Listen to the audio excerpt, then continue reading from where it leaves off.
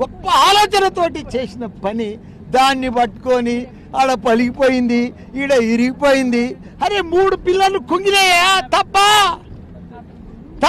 3 పిల్లలు కుంగినాయి. పెద్ద పని చేస్తున్నప్పుడు ఇంత ప్రాబ్లం వస్తుంది. 3000 కోట్లు ఇస్తే అదే ప్రాబ్లం క్లియర్ అయిపోతుంది. దాన్ని అడ్డం పెట్టుకొని రైతులకు నీళ్ళు ఇస్తలేరు, దానికి అడ్డం పెట్టుకొని వాళ్ళకు చెరువులు కూడా నింపుతలేరు, ఎక్కడ కరెంటు కూడా ఇస్తలేరు. అన్ని ఇబ్బందుల పాలు చేసి వాళ్ళు 6 గ్యారెంటీలు చెప్పారు. అన్ని బుడ్డ ఇంప్లిమెంట్ చేసారు. మేము 4 అయిపోయినాయి, ఇక 2 అంటున్నారు. అవి ఒక గ్యారెంటీలు. అవి లేడీస్ బస్సులు ఎక్కించేది ఒక గ్యారెంటీ. గ్యాస్ సిలిండర్ ఇంకా ఇయ్యలేదు. ఇంకా గ్యారెంటీ అంటే రైతులకు 2 లక్షల రుణమాఫీ చేయి. గ్యారెంటీలు అంటే 2000 నుంచి 4000 వాళ్ళ అకౌంట్లో. గవ్వి గ్యారెంటీలు కాపాడి చేయి.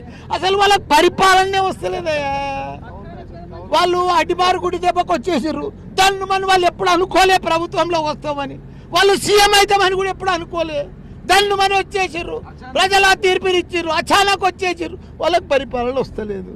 కాబట్టి వాళ్ళు తిక ఎట్లకెళ్ళి కేసీఆర్ తప్పు పట్టాలి, కేటీఆర్ తప్పు పట్టాలి, హరీష్ రావు తప్పు పట్టాలి, మాయ మాటలు చెప్పి వచ్చారు. కాబట్టి ఇవన్నీ అబద్ధాలు ఆడి వాళ్ళను గొప్ప మహాత్ములను ఇవాళ హైదరాబాద్, ఇంత పెద్ద హైదరాబాద్ ఎవరు చేసిర్రా? మా కేటీఆర్ 9 లక్షల ఉద్యోగాలు చేస్తురా, ఐటీ ఉద్యోగాలు.